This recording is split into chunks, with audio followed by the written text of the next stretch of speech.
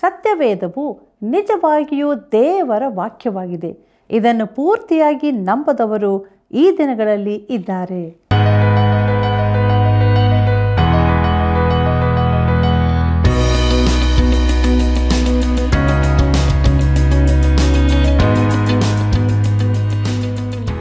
ಪ್ರೀತಿಯುಳ್ಳ ಆತ್ಮೀಯ ಸ್ನೇಹಿತರೆ, ಇಂದಿನಿಂದ ನಾವು ಪೌಲನು ಕೊರಿಂಥದವರಿಗೆ ಬರೆದ 2ನೇ ಪತ್ರಿಕೆಯ ಅಧ್ಯಯನವನ್ನು ಪ್ರಾರಂಭಿಸಲಿದ್ದೇವೆ. ಜೀವಿತದ ಯೋಜನೆಗಳಿಗೆ ದೇವರು ನೀಡುವ ಆದರಣೆ, ಆತನ ಹಾಗೆ ಸಂತೈಸುವ ದೇವರು ಯಾರೂ ಇಲ್ಲ. ಇದನ್ನು ಅನುಭವದ ಮೂಲಕ ನಾವು ತಿಳಿಯಬೇಕಾಗಿದೆ. ಆದ್ದರಿಂದ ಪ್ರಾರಂಭದಿಂದ ಕೊನೆಯವರೆಗೂ ಕಾರ್ಯಕ್ರಮವನ್ನು ವೀಕ್ಷಿಸಿ ದೇವರ ವಾಕ್ಯದ ಅರ್ಥಗಳನ್ನು ತಿಳಿದುಕೊಳ್ಳಿರಿ. ಬನ್ನಿರಿ, ನಮ್ಮ ಅಧ್ಯಯನವನ್ನು ಪ್ರಾರಂಭಿಸೋಣ. ಕರ್ತನಲ್ಲಿ ಪ್ರೀತಿಯುಳ್ಳ ಸಹೋದರ ಸಹೋದರಿಯರೇ, ನಾನು ನಿಮ್ಮನ್ನು ಪ್ರೀತಿಸಿದ ಮೇರೆಗೆ ನೀವು ಒಬ್ಬರನ್ನೊಬ್ಬರು ಪ್ರೀತಿಸಬೇಕು ಎಂಬುದಾಗಿ ಹೇಳಿದಂಥ ನಮ್ಮ ರಕ್ಷಕನಾದ ಯೇಸು ಕ್ರಿಸ್ತನ ಪರಿಶುದ್ಧವುಳ್ಳ ನಾಮದಲ್ಲಿ ನಿಮ್ಮೆಲ್ಲರಿಗೂ ನನ್ನ ಹೃದಯಪೂರ್ವಕವಾದ ಪ್ರೀತಿಯ ವಂದನೆಗಳು. ಪ್ರೀತಿಯುಳ್ಳ ದೇವಜನರೇ, ಇಂದಿನಿಂದ ನಾವು ಪೌಲನು ಕೊರಿಂಥದವರಿಗೆ ಬರೆದಂಥ 2ನೇ ಪತ್ರಿಕೆಯ ಅಧ್ಯಯನವನ್ನು ಪ್ರಾರಂಭಿಸಲಿದ್ದೇವೆ. ಆದುದರಿಂದ ದೇವರ ಆತ್ಮನ ಸಹಾಯವನ್ನು ಬೇಡಿಕೊಳ್ಳುತ್ತಾ ನಮ್ಮ ಅಧ್ಯಯನದಲ್ಲಿ ಮುಂದೆ ಸಾಗುವಾಗ ಕೊರಿಂಥದವರಿಗೆ ಬರೆದಂಥ 2ನೇ ಪತ್ರಿಕೆಯ ಪೀಠಿಗೆ ಭಾಗವನ್ನು ನೋಡೋಣ. ಈ ಪತ್ರಿಕೆ ಬರೆದವನು ಪೌಲನು. ಕೊರಿಂಥದವರಿಗೆ ಬರೆದ 1ನೇ ಪತ್ರಿಕೆಯನ್ನು ಪೌಲನು ಎಫೆಸದಿಂದ ಬರೆದಿದ್ದನು. ಅಲ್ಲಿ ಅವನು ವಿಶೇಷವಾದ ಸೇವೆಯನ್ನು ಮಾಡಿದ್ದನು. ಯಾಕಂದರೆ ಕಾರ್ಯಕ್ಕೆ ಅನುಕೂಲವಾದ ಮಹಾಸಂದರ್ಭವು ನನಗುಂಟು ಮತ್ತು ವಿರೋಧಿಗಳು ಬಹಳ ಮಂದಿ ಇದ್ದಾರೆ ಎಂಬುದಾಗಿ ಕೊರಿಂಥದವರಿಗೆ ಬರೆದ 1ನೇ ಪತ್ರಿಕೆ 16ನೇ ಅಧ್ಯಾಯ 9ನೇ ವಚನದಲ್ಲಿ ಅವನು ಬರೆದಿದ್ದನು. ಪ್ರಿಯರೇ, ಪೌಲನು ಎಫೆಸದಿಂದ ಆರಂಭಿಸಿ ಸಣ್ಣ ಏಷ್ಯಾದಲ್ಲಿ ತನ್ನ ಸೇವೆಯ ಅತೀ ವಿಶೇಷವಾದ ಭಾಗವನ್ನು ಮಾಡಿದ್ದನೆಂದು ನಂಬುತ್ತೇನೆ. ಬೇರೆಲ್ಲ ಸ್ಥಳಗಳಿಗಿಂತಲೂ ಅತಿ ಹೆಚ್ಚು ವಿಸ್ತಾರವಾಗಿಯೂ ಆಳವಾಗಿಯೂ ಈ ಭಾಗದಲ್ಲಿ ಸ್ವಾರ್ಥ ಸೇವೆಯು ನಡೆದಿರಬೇಕು. ಆದ್ದರಿಂದಲೇ ಅವನು ಅನುಕೂಲವಾದ ಮಹಾಸಂದರ್ಭ ಎಂಬುದಾಗಿ ಹೇಳುತ್ತಾನೆ. ಕರ್ತನಲ್ಲಿ ಪ್ರಿಯರೇ, ಈ ಸೇವೆಯನ್ನು ಮಧ್ಯದಲ್ಲಿ ಬಿಟ್ಟು ಕೊರಿಂಥಕ್ಕೆ ಹೋಗಲು ಪೌಲನಿಗೆ ಸಾಧ್ಯವಿರಲಿಲ್ಲ. ತಾನು ಆರಂಭಿಸಿದ ಸಭೆಯು ಕೊರಿಂಥದಲ್ಲಿತ್ತು. ಸಭಿಕರೆಲ್ಲರೂ ಶರೀರಾಧೀನ ಸ್ವಭಾವದವರಾಗಿದ್ದರು. ಅವರು ಹಸುಗೂಸುಗಳಂತೆ ವರ್ತಿಸುತ್ತಿದ್ದಾರೆ. ತಮ್ಮಲ್ಲಿಗೆ ಪೌಲನು ಬಂದು ತಮಗೆ ಗಮನ ಕೊಡಬೇಕೆಂದು ಅವರು ಬಯಸಿದ್ದರು. ಅವರಿಗೆ ಆಹಾರವೂ ಬೇರೆ ಉಡುಪೂ ಬೇಕಾಗಿತ್ತು. ಅವರೆಲ್ಲರೂ ಒದ್ದೆಯಾಗಿರಬಹುದು. ಅವರು ಶಿಶುಗಳಂತೆ ಕೂಗುತ್ತಿದ್ದರು. ಪ್ರಿಯರೇ, ಪೌಲನಿಗೆ ಕೂಡಲೇ ಬರಲು ಸಾಧ್ಯವಿರಲಿಲ್ಲ. ಆದ್ದರಿಂದ ಅವರಿಗೆ ಇದರಿಂದ ಬೇಸರವಾಗಿತ್ತು. ಆದ್ದರಿಂದ ಅವರಿಗೆ 1ನೇ ಪತ್ರವನ್ನು ಬರೆದು ತಾನು ಬರಲಿದ್ದೇನೆಂದು ತಿಳಿಸಿದನು. ಪ್ರಿಯರೇ, ಪೌಲನು ಎಫೆಸದಲ್ಲಿ ಹೆಚ್ಚು ಕಡಿಮೆ 3 ವರ್ಷವಿದ್ದನು. ಅವನಿಗೆ ಕೊರಿಂಥಕ್ಕೆ ಹೋಗಲು ಆಗಲಿಲ್ಲ. ಅಲ್ಲಿನವರು ಇನ್ನೂ ಸಮಸ್ಯೆಗಳಲ್ಲಿದ್ದರು. ತಾನು ಅಲ್ಲಿಗೆ ಹೋಗಲಾಗದ್ದರಿಂದ ಪೌಲನು ತೀತನನ್ನು ಅಲ್ಲಿಗೆ ಕಳುಹಿಸಿದನು. ತಿಮೋಥೆಯನು ಪೌಲನೊಂದಿಗೆ ಎಫೆಸದಲ್ಲಿದ್ದನು. ಪೌಲ ತಿಮೋಥೆಯರು ಎಫೆಸವನ್ನು ಬಿಟ್ಟು ತ್ರೋವಕ್ಕೆ ಬಂದರು. ಅಲ್ಲಿ ಕೊರಿಂಥದ ವರ್ತಮಾನ ತರಲಿಕ್ಕಿರುವ ತೀತನಿಗಾಗಿ ಕಾಯುತ್ತಿದ್ದರು. ಕೊರಿಂಥದವರಿಗೆ ಬರೆದಂಥ 2ನೇ ಪತ್ರಿಕೆ 2ನೇ ಅಧ್ಯಾಯ 12 ಮತ್ತು 13ನೇ ವಚನಗಳನ್ನು ನೋಡಿರಿ. ಪ್ರಿಯರೇ, ತೀತನು ಬಾರದ್ದರಿಂದ ಪೌಲ ತಿಮೋಥೆಯರು ಫಿಲಿಪ್ಪಿಗೆ ಹೋದರು. ತೀತನು ಅವರನ್ನು ಅಲ್ಲಿ ಸಂಧಿಸಿ ಕೊರಿಂಥದವರ ಸಮಾಚಾರವನ್ನೆಲ್ಲ ತಿಳಿಸಿದನು. ಪೌಲನು ಕೊರಿಂಥದವರಿಗೆ ಬರೆದ ಪತ್ರದಲ್ಲಿ ತಿಳಿಸಿದ್ದ ಸಂಗತಿಗಳನ್ನು ಅವರು ಕೈಕೊಳ್ಳುತ್ತಿದ್ದರೆಂಬ ಒಳ್ಳೆಯ ವರ್ತಮಾನವನ್ನು ತೀತನು ತಂದನು. ಪ್ರೀತಿಯುಳ್ಳ ದೇವಜನರೇ, ಫಿಲಿಪ್ಪಿಯಲ್ಲಿ ಪೌಲನು 2ನೇ ಪತ್ರವನ್ನು ಬರೆದನು. ಈ ಮಹಾ ಅಪೋಸ್ತಲನು ತಮ್ಮೊಂದಿಗೆ ಬಂದು ಇರಬೇಕೆಂದು ಕೊರಿಂಥದವರು ಇನ್ನೂ ಆಶಿಸುತ್ತಿದ್ದರು. ಆದರೆ ಪೌಲನಿಗೆ ಕೊರಿಂಥ ಸಭೆಗೂ ಇದ್ದ ಭಿನ್ನಾಭಿಪ್ರಾಯಗಳೆಲ್ಲ ಈಗ ಸರಿ ಮಾಡಲ್ಪಟ್ಟಿವೆ. ಈ ಪತ್ರಿಕೆಯಲ್ಲಿ ಪೌಲನು ಬಹು ಅದ್ಭುತವಾದ ರೀತಿಯಲ್ಲಿ ತನ್ನ ಹೃದಯವನ್ನು ಬಿಚ್ಚಿ ಮಾತನಾಡುತ್ತಾನೆ. ನಿಜವಾಗಿ ಹೇಳಬೇಕೆಂದರೆ ಬೇರೆಲ್ಲ ಪತ್ರಿಕೆಗಳಿಗಿಂತ ಹೆಚ್ಚಾಗಿ ಪೌಲನು ತನ್ನ ಕುರಿತಾಗಿ ಈ ಪತ್ರಿಕೆಯಲ್ಲೇ ಹೇಳುವನಾಗಿದ್ದಾನೆ. ಸಭೆಯೊಳಗಿನ ಸೇವೆಯ ಸ್ಥಿತಿಗತಿಗಳ ಕುರಿತಾಗಿ ಈ 2ನೇ ಪತ್ರಿಕೆಯಲ್ಲಿ ತಿಳಿಸಲಾಗಿದೆ. 1ನೇ ಪತ್ರಿಕೆಯಲ್ಲಿ ಸ್ಥಿತಿಗತಿಗಳ ಹಾಗೂ ತಿದ್ದುವಿಕೆಗಳ ಕುರಿತಾಗಿ ಇತ್ತು. ಪ್ರೀತಿಯುಳ್ಳ ದೇವಜನರೇ, ಮುಂದಕ್ಕೆ ನಾವು ಕೊರಿಂಥದವರಿಗೆ ಬರೆದಂಥ 2ನೇ ಪತ್ರಿಕೆಯ ರೂಪುರೇಖೆಗಳನ್ನು ನೋಡೋಣ. ಈ ಪತ್ರಿಕೆಯು ಪೌಲನ ಇತರ ಎಲ್ಲ ಪತ್ರಿಕೆಗಳಿಗಿಂತ ಕಡಿಮೆ ವ್ಯವಸ್ಥಿತವಾಗಿರುವುದರಿಂದ ಇದರ ರೂಪುರೇಖೆ ಕೊಡುವುದು ಕಷ್ಟಕರವಾದದ್ದು. ಪ್ರತಿ ಅಧ್ಯಾಯದಲ್ಲಿ ಚಿಕ್ಕದೊಂದು ಪ್ರಸ್ತಾಪವು ಹೇಳಲ್ಪಟ್ಟಿದ್ದು, ಕೆಲವೊಮ್ಮೆ ಅದು ದೊಡ್ಡ ಪ್ರಸ್ತಾಪದಂತೆ ಕಂಡುಬಂದು ಅದನ್ನು ಒಂದು ವಚನದಲ್ಲಿ ಕ್ರೋಢೀಕರಿಸುವಂತೆ ಇರುತ್ತದೆ. ಇದರಿಂದ ರೂಪುರೇಖೆಯನ್ನು ಕೊಡುವುದು ಕಷ್ಟದ ಕೆಲಸವಾಗಿದೆ. ಇದನ್ನು ನಾವು ಗಮನದಲ್ಲಿಟ್ಟುಕೊಳ್ಳೋಣ. ಪ್ರೀತಿಯುಳ್ಳ ದೇವಜನರೇ, ಅದರಲ್ಲಿ ಮೊದಲನೇದಾಗಿ ನೋಡುತ್ತೇವೆ, ದೇವರಿಂದ ಉಂಟಾಗುವ ಆದರಣೆ 1-7 ಅಧ್ಯಾಯಗಳು. ಇವುಗಳಲ್ಲಿ ಕ್ರೈಸ್ತ ಜೀವಿತದ ಬಗ್ಗೆ ಬರೆದದೆ. ಮುನ್ನುಡಿ 1ನೇ ಅಧ್ಯಾಯ ಮೊದಲಿನ 2 ವಚನಗಳು. ದೇವರ ಆದರಣೆ ಜೀವನದ ಯೋಜನೆಗಳಿಗೆ 1ನೇ ಅಧ್ಯಾಯ 3ನೇ ವಚನದಿಂದ 24ನೇ ವಚನದವರೆಗೆ. ದೇವರ ಆದರಣೆ ಪಾಪ ಮಾಡಿದ ಭಕ್ತನ ಪುನಃಸ್ಥಾಪನೆಯಲ್ಲಿ 2ನೇ ಅಧ್ಯಾಯ. ಮುಂದಕ್ಕೆ ನೋಡುತ್ತೇವೆ, ದೇವರ ಆದರಣೆ ಕ್ರಿಸ್ತನ ಮಹಿಮೆಯ ಸೇವೆಯಲ್ಲಿ 3ನೇ ಅಧ್ಯಾಯ. ದೇವರ ಆದರಣೆ ಕ್ರಿಸ್ತನಿಗಾಗಿ ಶ್ರಮೆ ಅನುಭವಿಸುವುದರಲ್ಲಿ 4ನೇ ಅಧ್ಯಾಯ. ಮುಂದುವರೆದು ನೋಡುವಾಗ ದೇವರ ಆದರಣೆ ಕ್ರಿಸ್ತನಿಗಾಗಿ ರಕ್ತಸಾಕ್ಷಿಯಾಗುವ ಸೇವೆಯಲ್ಲಿ 5ನೇ ಅಧ್ಯಾಯ. ದೇವರ ಆದರಣೆ ಕ್ರಿಸ್ತನ ಸೇವೆಯ ಎಲ್ಲ ಪರಿಸ್ಥಿತಿಗಳಲ್ಲಿ 6ನೇ ಅಧ್ಯಾಯ. ಮತ್ತು ದೇವರ ಆದರಣೆ ಪೌಲನ ಹೃದಯದಲ್ಲಿ 7ನೇ ಅಧ್ಯಾಯ. ಪ್ರೀತಿಯುಳ್ಳ ದೇವಜನರೇ, 2ನೇ ವಿಭಾಗವನ್ನು ನೋಡುವಾಗ ಯೆರೂಸಲೇಮಿನ ಬಡಭಕ್ತರಿಗಾಗಿ ಕಾಣಿಕೆ 8 ಮತ್ತು 9ನೇ ಅಧ್ಯಾಯಗಳು. ಅವುಗಳಲ್ಲಿ ಕ್ರೈಸ್ತ ಕೊಡುವಿಕೆ ಬಗ್ಗೆ ನೋಡುತ್ತೇವೆ. ಕ್ರೈಸ್ತ ಕೊಡುವಿಕೆಯ ಉದಾಹರಣೆ ಮಾದರಿ 8ನೇ ಅಧ್ಯಾಯ ಮೊದಲಿನ 6 ವಚನಗಳು.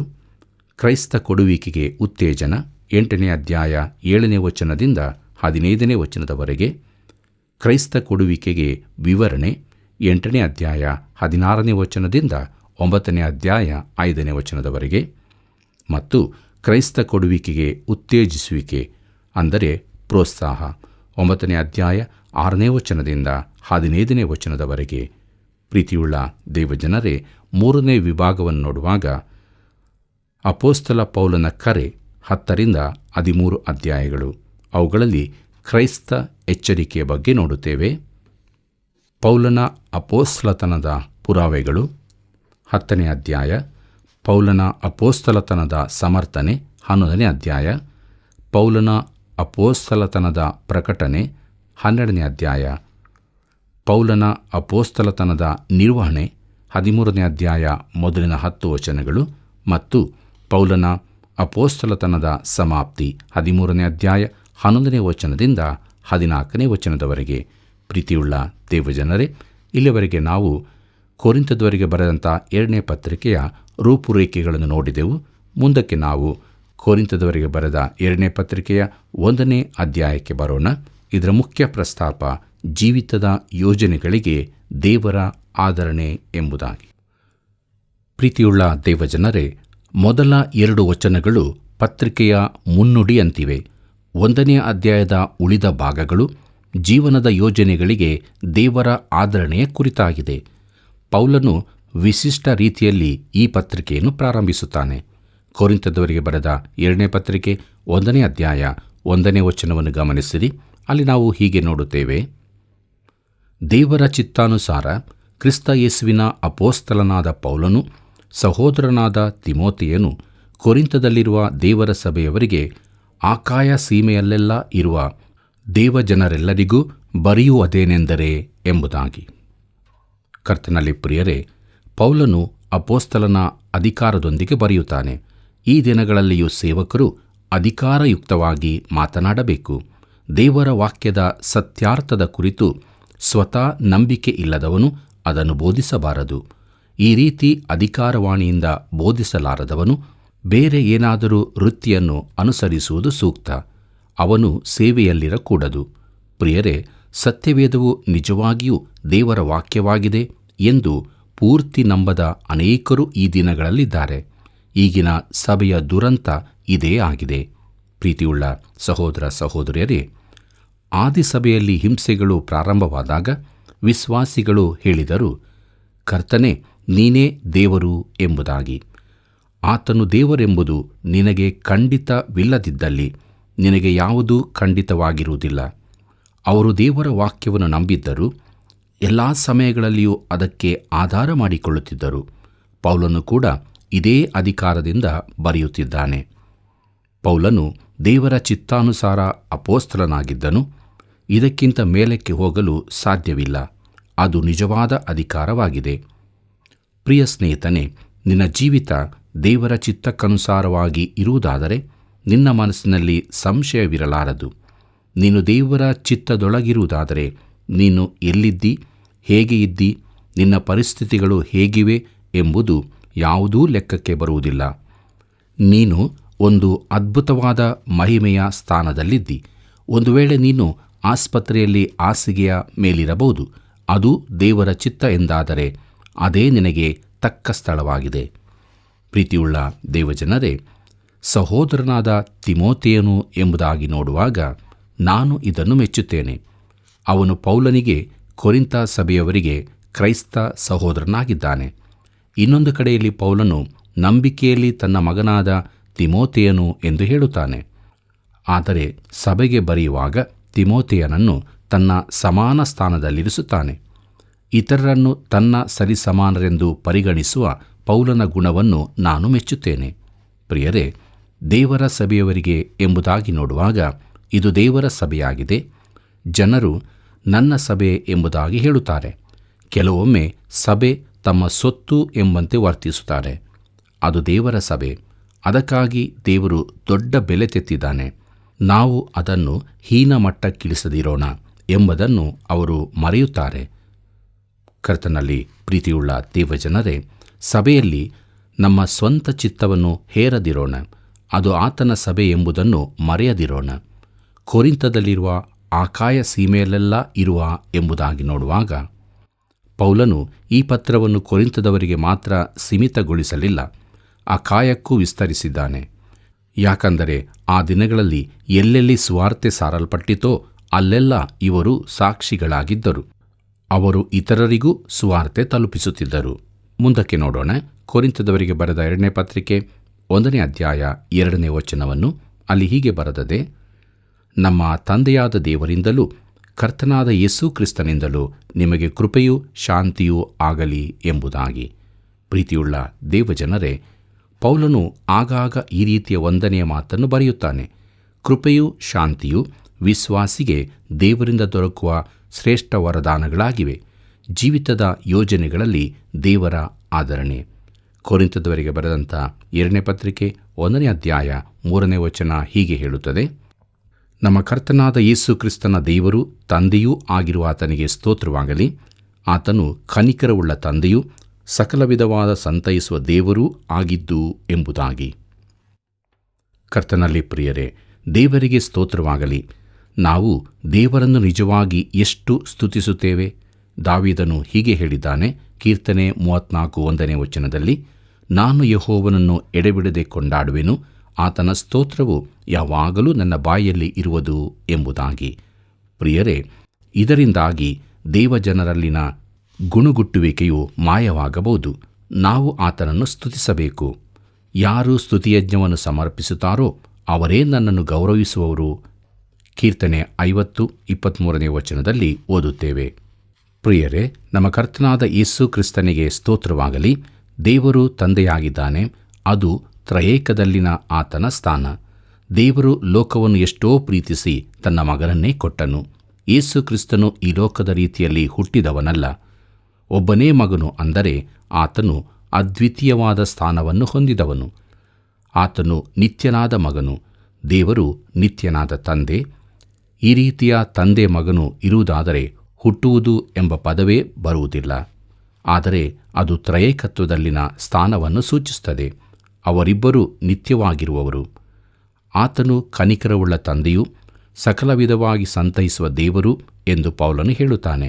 ಇಲ್ಲಿ ನಾವು ಸ್ವಲ್ಪ ನಿಂತು ಪ್ರೀತಿ, ಕನಿಕರ, ಕೃಪೆ ಈ ಶಬ್ದಗಳ ಕುರಿತಾಗಿ ನೋಡೋಣ. ಪ್ರೀತಿಯ ಕುರಿತಾಗಿ ಈ ದಿನಗಳಲ್ಲಿ ತುಂಬ ಹೇಳಲಾಗುತ್ತದೆ. ದೇವರು ತನ್ನ ಪ್ರೀತಿಯಿಂದಾಗಿ ನಮ್ಮನ್ನು ರಕ್ಷಿಸುತ್ತಾನೆಂಬುದು ಮಲಿನವಾದ ದೈವಶಾಸ್ತ್ರವಾಗಿದೆ. ದೇವರು ನಮ್ಮನ್ನು ಪ್ರೀತಿಸುತ್ತಾನೆ ನಿಜ. ಆತನು ನಮ್ಮನ್ನು ಎಷ್ಟೊಂದು ಪ್ರೀತಿಸುತ್ತಾನೆ ಅದನ್ನು ನಮ್ಮಿಂದ ತಿಳಿದುಕೊಳ್ಳಲು ಅಸಾಧ್ಯ. ಅದನ್ನು ಪೂರ್ತಿಯಾಗಿ ತಿಳುಕೊಳ್ಳಲು ಸಾಧ್ಯವಾಗುವುದಾದರೆ ಹೃದಯ ಹೊಡೆದು ಹೋಗಬಹುದು. ಆದರೆ ದೇವರು ನಮ್ಮನ್ನು ತನ್ನ ಪ್ರೀತಿಯಿಂದ ರಕ್ಷಿಸುವುದಿಲ್ಲ. ದೇವರ ಕೃಪೆಯಿಂದ ನಾವು ರಕ್ಷಿಸಲ್ಪಟ್ಟಿದ್ದೇವೆಂದು ವಾಕ್ಯವು ತಿಳಿಸುತ್ತದೆ.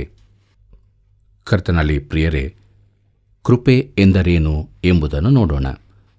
ನಾವು ಅದನ್ನು ಯೋಗ್ಯತೆ ಇಲ್ಲದೆ ಹೊಂದಿದ ಉಪಕಾರ ಎಂದು ಕರೆಯುತ್ತೇವೆ.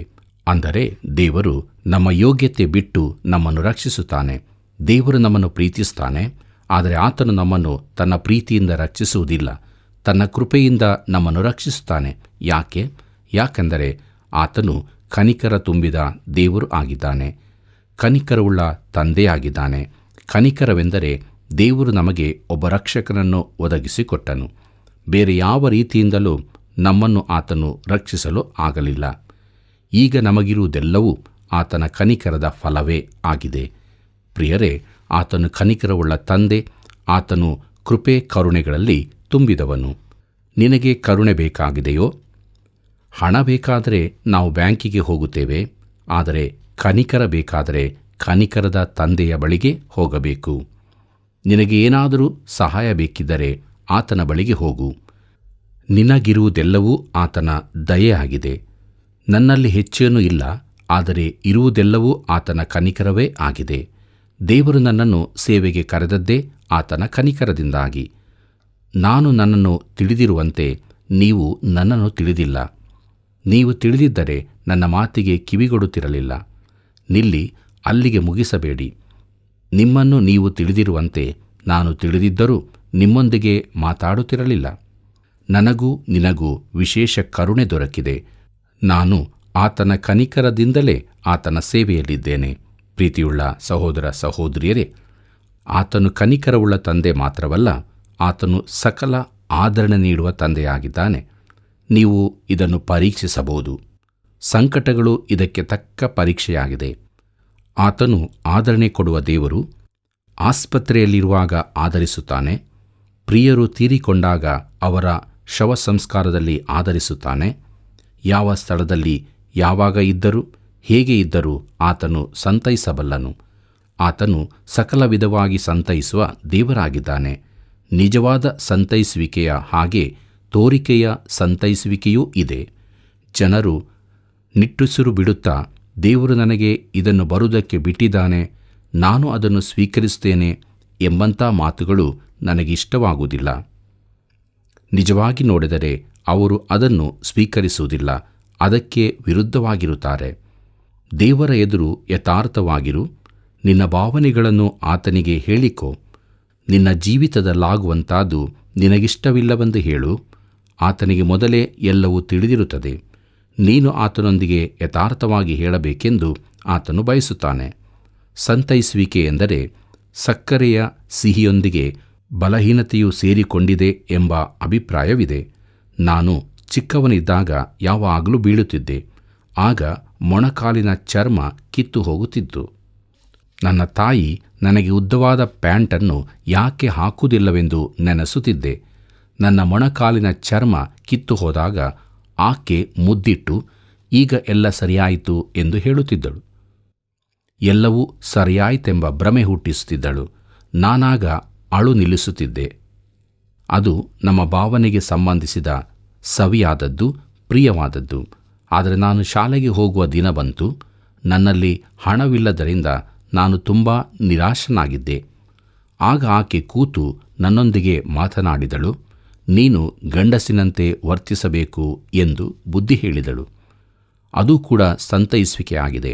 ಜನರು ಆದರಣೆಗಾಗಿ ಎಲ್ಲ ಕಡೆ ಅಲೆದಾಡುತ್ತಾರೆ.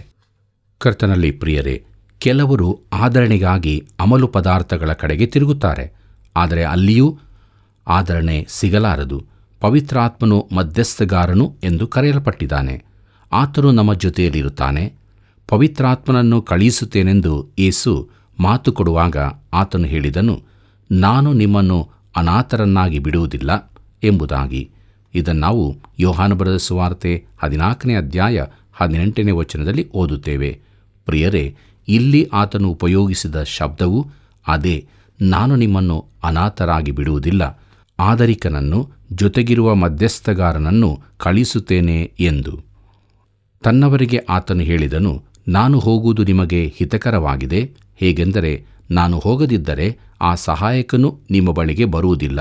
ನಾನು ಹೋದರೆ ಆತನನ್ನು ನಿಮ್ಮ ಬಳಿಗೆ ಕಳಿಸಿಕೊಡುತ್ತೇನೆ. ಹಾಗಾದರೆ ಆದರಿಕನು ಯಾರು? ಆತನು ಕೇವಲ ಗಾಯಕ್ಕೆ ಮುದ್ದಿಡುವಾತನಲ್ಲ, ಆತನು ಸಹಾಯಕನು, ಬಲಪಡಿಸುವಾತನು, ಮಧ್ಯಸ್ಥಗಾರನು. ಪ್ರಿಯರೇ, ನನಗೆ ಸಹಾಯ ಮಾಡಲು, ನನ್ನನ್ನು ಬಲಪಡಿಸಲು, ನನ್ನ ಒಂಟಿತನವನ್ನು ನೀಗಿಸಲು, ದುಃಖವನ್ನು ನಿವಾರಿಸಲು, ಭಯವನ್ನು ಶಾಂತಪಡಿಸಲು ಕರೆಯಲ್ಪಟ್ಟವನು.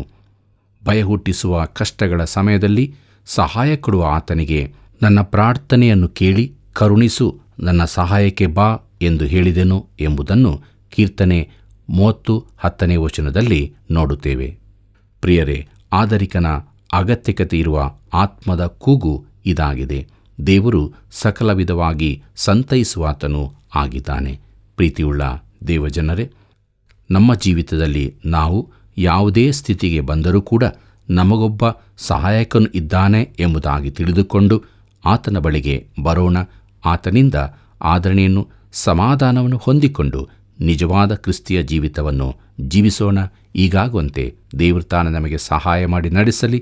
ಕರ್ತನ ಕೃಪೆಯು ಸದಾ ನಿಮ್ಮ ಸಂಗಡ ಇರಲಿ. ಕೊರಿಂಥ ಸಭೆಯವರ ಬೇಡಿಕೆ ಪೌಲನು ತಮ್ಮೊಂದಿಗೆ ಇರಬೇಕೆಂದು. ಆದರೆ ಪೌಲನಿಗೆ ಕೊರಿಂಥಕ್ಕೆ ಬೇಗನೆ ಹೋಗಲು ಆಗಲಿಲ್ಲ. ಅವನು ಬರೆದ ಪತ್ರವು ಅವನ ಹೃದಯದ ಎಲ್ಲ ವಿಚಾರಗಳನ್ನು ಒಳಗೊಂಡಿತ್ತು. ನಮ್ಮ ಜೀವಿತದ ಎಲ್ಲ ಸ್ಥಿತಿಯಲ್ಲಿ ನಮಗೂ ಆದರಣೆ ಕೊಡುವ ಒಬ್ಬ ಆತನು ಇದ್ದಾನೆ. ಆತನೇ ಜೀವಿಸುವ ದೇವರು. ಆತನನ್ನು ಗಟ್ಟಿಯಾಗಿ ಹಿಡಿದುಕೊಂಡು ನಮ್ಮ ಜೀವಿತದ ಓಟದಲ್ಲಿ ಓಡೋಣ. ಪ್ರಾರ್ಥನೆ ಮಾಡೋಣ. ಪ್ರೀತಿಯುಳ್ಳ ನಮ್ಮ ಪರಲೋಕದಲ್ಲಿರುವ ತಂದೆಯಾದ ದೇವರೇ, ಈ ಕಾರ್ಯಕ್ರಮವನ್ನು ವೀಕ್ಷಿಸುತ್ತಿರುವಂಥ ನಮ್ಮ ಪ್ರತಿಯೊಬ್ಬ ಸ್ನೇಹಿತ ಬಾಂಧವರನ್ನು ಆಶೀರ್ವದಿಸು. ಎಷ್ಟು ಒಳ್ಳೆಯ ವಾಕ್ಯಗಳನ್ನು ಅನುಗ್ರಹಿಸಿಕೊಟ್ಟಿದ್ದಿ ದೇವ. ನಿನ್ನ ವಾಕ್ಯಗಳನ್ನು ಅರಿತು ನಿನ್ನ ಮಾರ್ಗದಲ್ಲಿ ನಡೆಯಲು ಸಹಾಯ ಮಾಡು.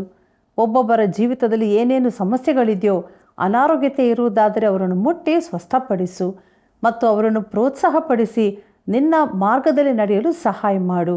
ಯೇಸುವಿನ ನಾಮದಲ್ಲಿ ಬೇಡಿದ್ದೇವೆ, ಆಮೇನ್.